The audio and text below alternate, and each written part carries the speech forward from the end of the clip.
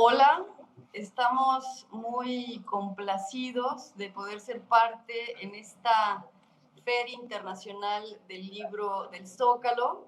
Agradecemos mucho esta invitación. También quiero agradecer, como siempre, al equipo de la Universidad Autónoma de la Ciudad de México, especialmente a Beatriz Juárez y a José Ángel Leiva,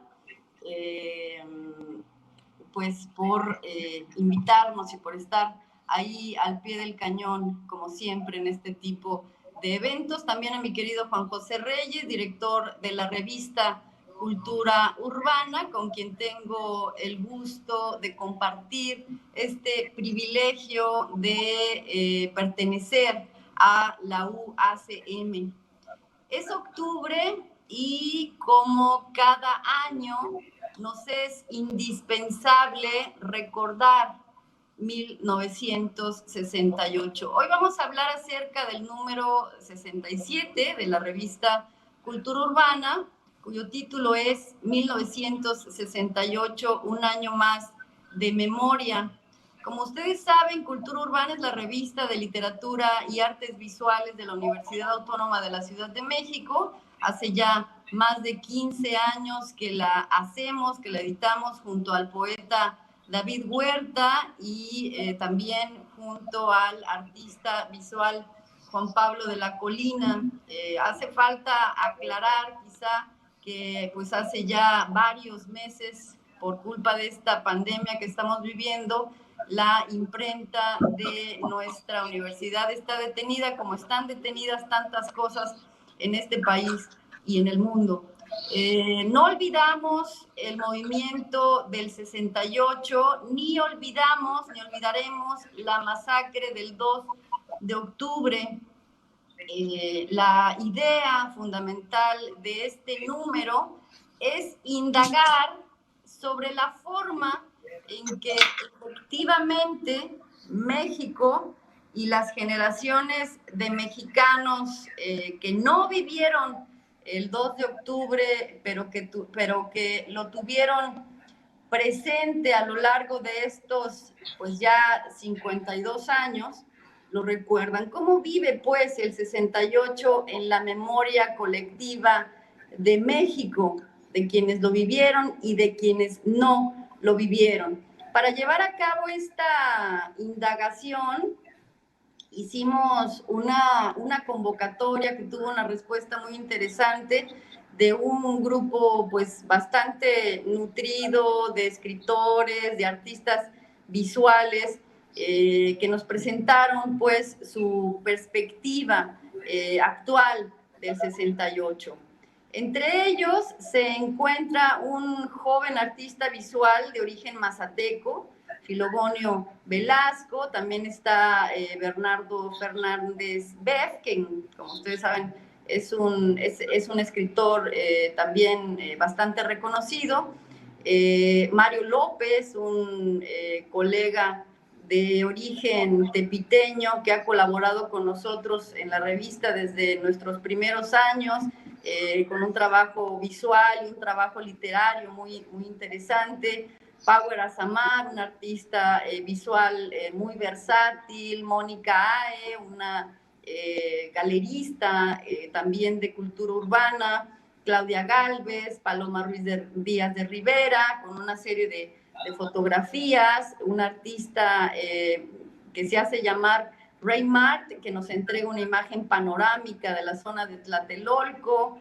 Miguel Molina, quien es un pues reconocido artista visual venezolano, que nos presenta una imagen que representa a este autoritarismo que parece ser pues un asunto universal, ¿no? La galería de autor está a cargo de Daniel Alba, también un colaborador bastante habitual de nuestra revista.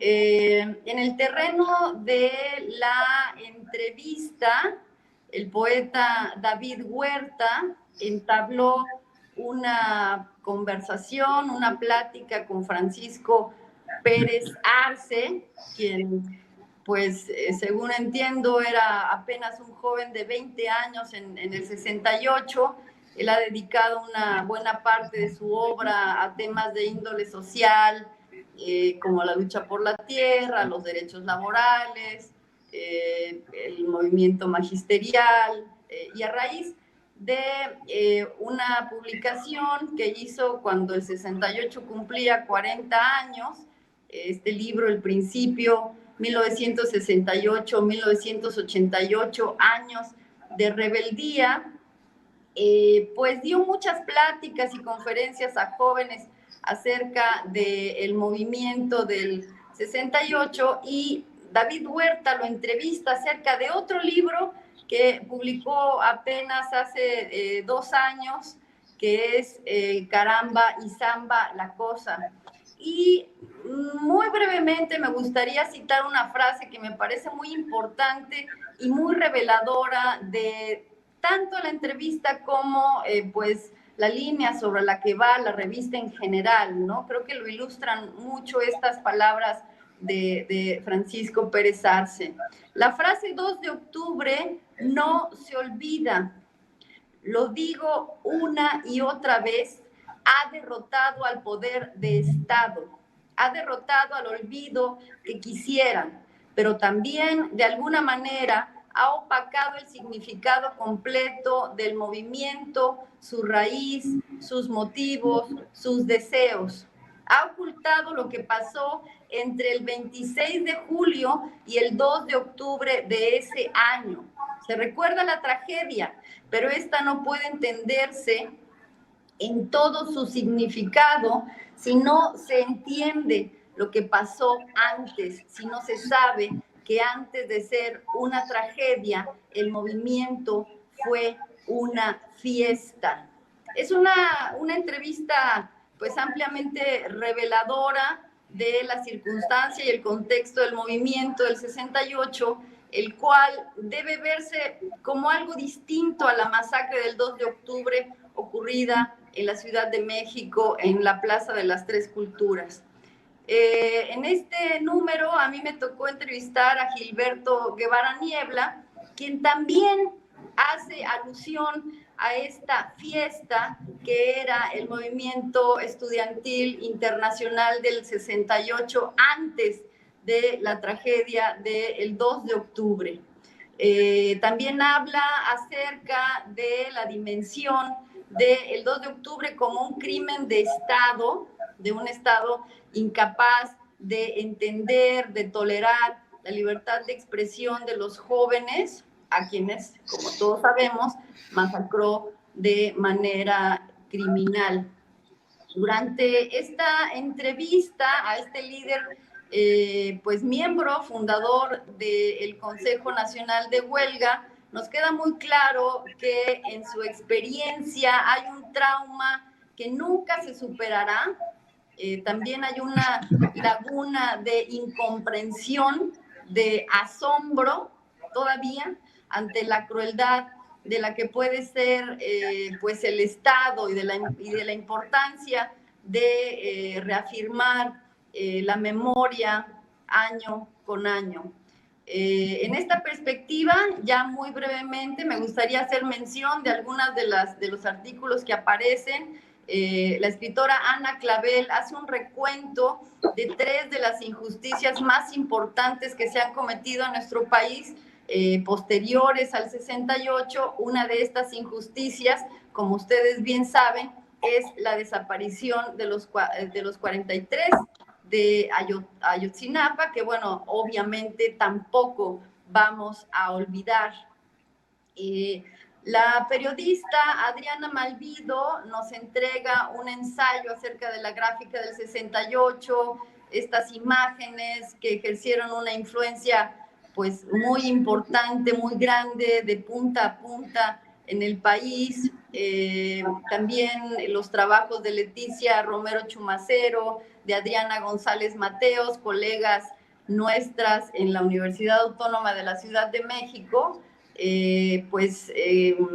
acerca del trabajo en la literatura del 68 por parte de las mujeres. También colaboraron con nosotros Armando González Torres, Armando Alanís, Paula Tinoco, Mónica Brown, Alberto Chimal, Omar Nieto, el propio David Huerta con una serie de poemas al 68, Norma Bundes, Gabriela Torres, todos estos autores pues nos dan su manera peculiar de no olvidar el 68.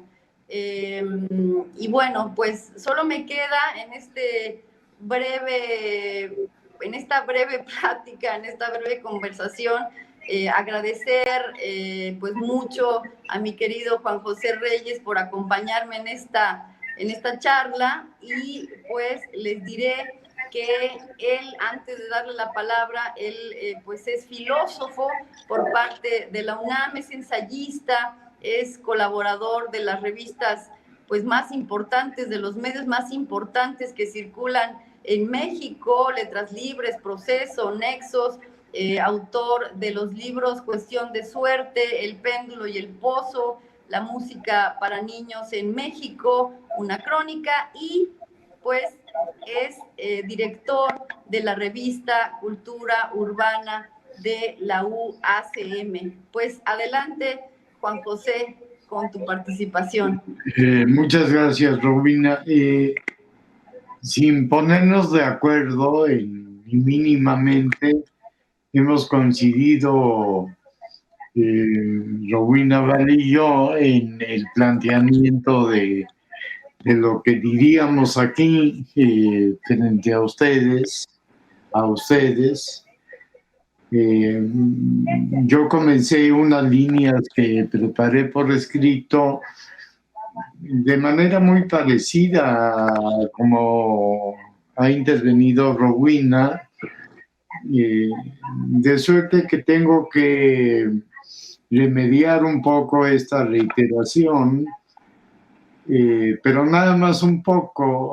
Voy a comenzar entonces leyendo unas líneas más de Francisco Pérez Arce, en su conversación con David Huerta, el poeta coordinador editorial de Cultura Urbana, que trabaja al lado nuestro, es decir, de Juan Pablo de la Colina, el diseñador gráfico, de Rowena Valley y de mí.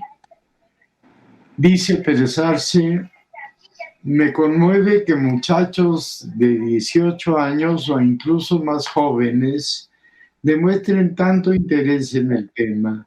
Me conmueve que tantas décadas después repitan la frase 2 de octubre, no se olvida. Me parece muy significativo, como lo escribí en la dedicatoria de Caramba y Samba, que los normalistas de Ayotzinapa el 26 de septiembre de 2014 fueran a Iguala a tomar camiones precisamente para acudir a la manifestación del 2 de octubre que año con año se lleva a cabo en la Ciudad de México. Hay una sorprendente conexión histórica entre dos acontecimientos, dos tragedias, dos crímenes de Estado protagonizados por estudiantes a la distancia de poco más de medio siglo. Esos jóvenes que cada año repiten la frase 2 de octubre no se olvida, saben muy poco del movimiento, lo conocen muy vagamente. Saben, sí, que en Tlatelolco el ejército mexicano, por orden del gobierno en turno, disparó a mansalva contra un mitin, que murieron muchos,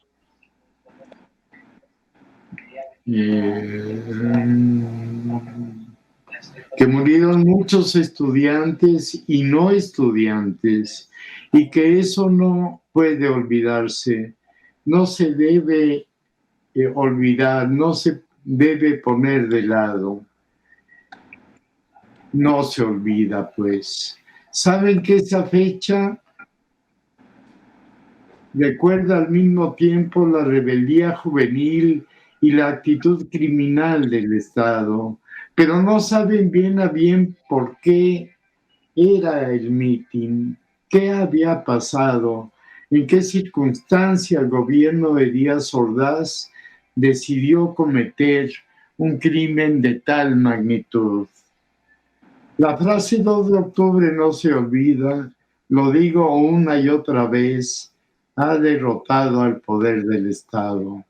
Esto ya lo retoma Rowena, también de suerte que no lo repito. Y continúo. Este primer material de nuestro número dedicado nuevamente, porque hemos publicado otros, al recuerdo del movimiento y de aquel desenlace trágico, representa el sentido mínimo de esta entrega de la revista.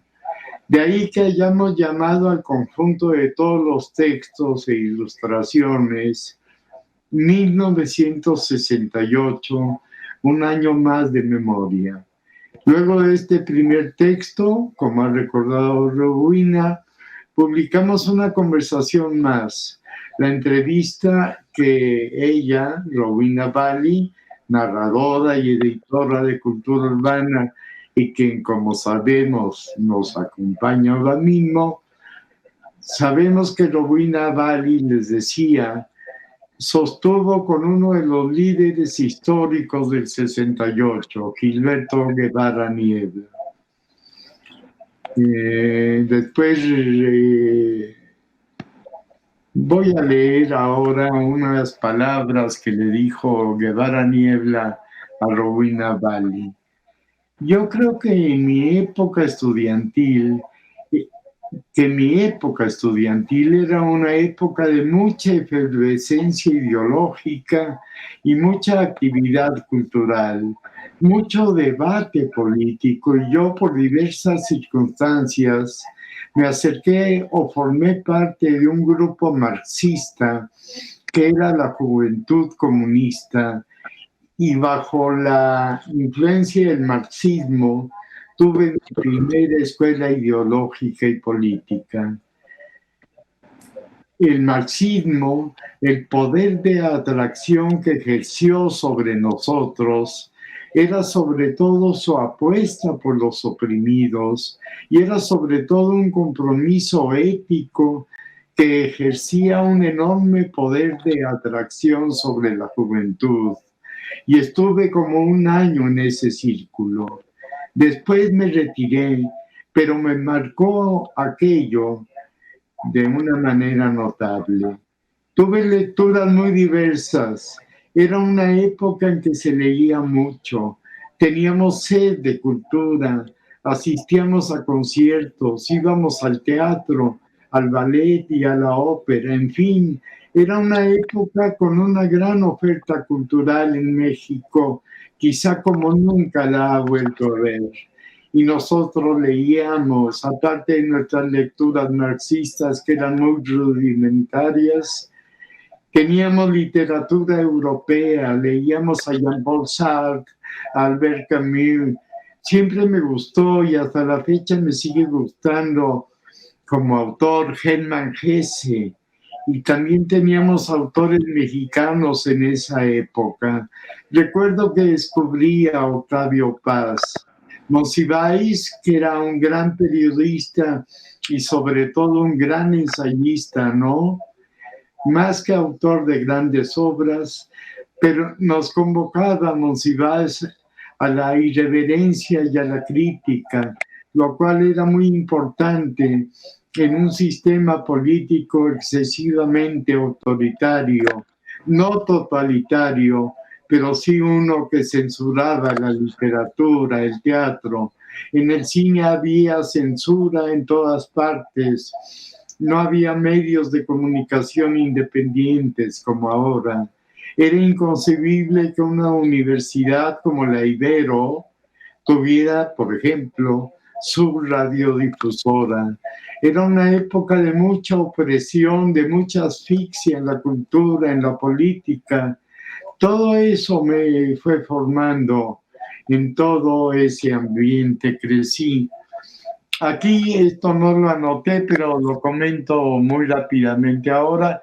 Me llama la atención un aspecto mencionado en las palabras de Guevara Niebla, que es la importancia formativa del marxismo, que a mi parecer ha mermado, ha disminuido de unos años para acá.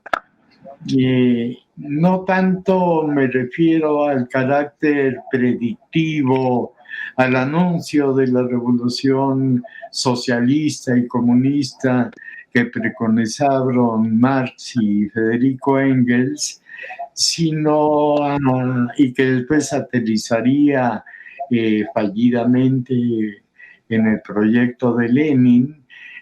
No tanto me refiero a eso, sino al carácter formativo del marxismo. Quiero decir, a la visión del mundo, a la robustez moral y de conocimiento que da el estudio de una filosofía tan sólida y a la vez tan imaginativa como es el marxismo. A mi juicio, pues, y con esto concluyo este paréntesis, el marxismo podría ser, o debería ser, mejor dicho, un elemento que tendría que volver a incorporarse en la formación espontánea y también sistemática de los jóvenes universitarios mexicanos.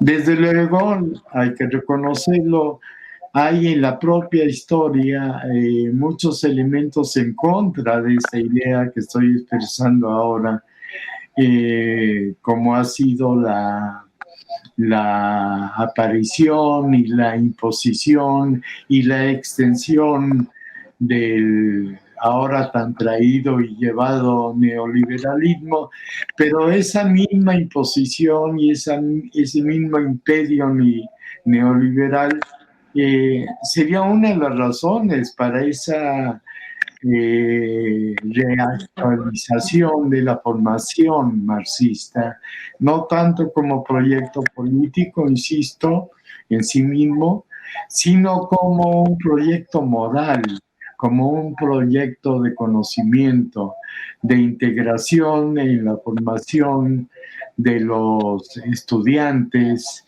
de los profesores y de la sociedad en general. Las líneas que a continuación anoté el día de ayer, hice 10 cuartillas, no se parecen poco a lo que ha dicho ya Rowena. Es más, siguen exactamente el mismo camino. Déjenme ver. Leo en consecuencia cosas que fui pescando, líneas que fui pescando el día de ayer de los muy abundantes textos de este número de colección, sin exageración, de la revista Cultura Urbana que ahora estamos presentando y que está a disposición de los lectores.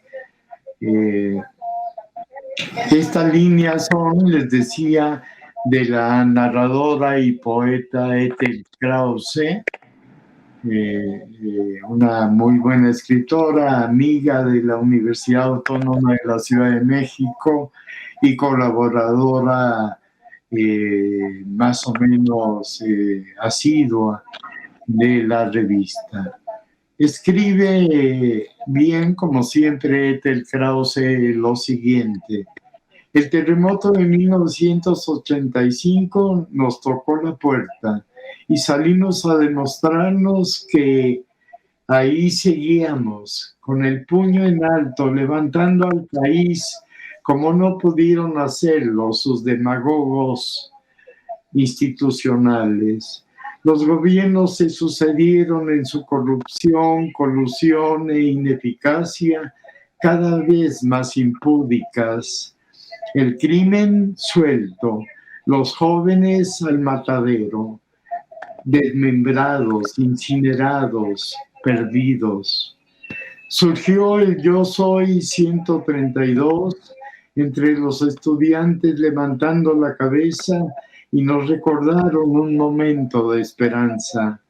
El nuevo 19 de septiembre de 2017, con su inverosímil mensaje, volvió a tocarnos la puerta. Entonces, entre todos, recogimos los escombros de lo que habíamos sido y nos volvimos a exigir. En letras de oro estará en el Congreso el nombre del movimiento estudiantil de 1968. Se abrirán los archivos para que se conozca la verdad. Nos lo debemos.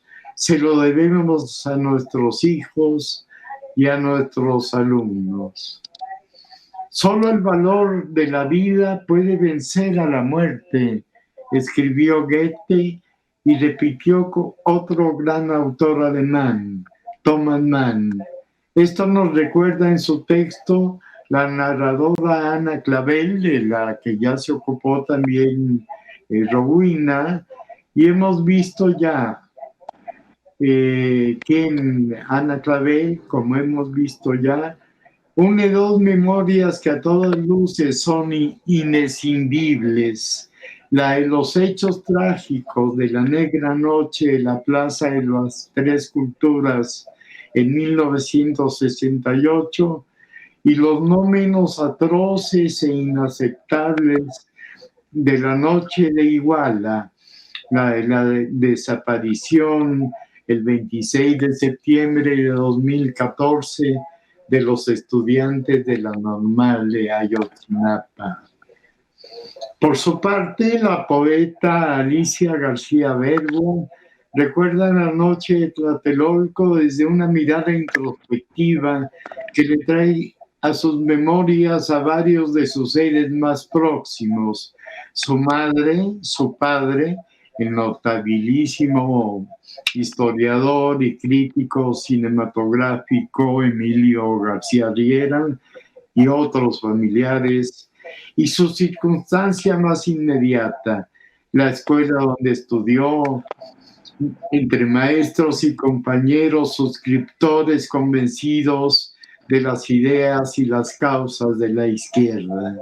Estaba entonces muy joven la ahora sobresaliente poeta Alicia García Verbo, pero su recuerdo de cómo vivió los hechos trágicos están ahora tan vivos como en aquellos días aciagos. Adriana González Mateos, también ya aludida por Rowena, maestra y narradora, ensayista, nos ha entregado un texto que abre un camino que no deberá dejar de cursarse. Se trata del registro de la participación inapreciable en su dimensión y en sus sentidos múltiples de las mujeres en el corazón mismo del movimiento. De otra forma de registrar y atrapar los hechos, las ideas, los sentimientos de la protesta en contra del gobierno autoritario, se ocupa en otro de los textos integrados al conjunto de este número de Cultura Urbana, la cronista y ensayista Adriana Malvido. Me refiero a las vertientes de la expresión visual, tan ricamente reflejada en nuestro número. Ya se nos acabó el tiempo.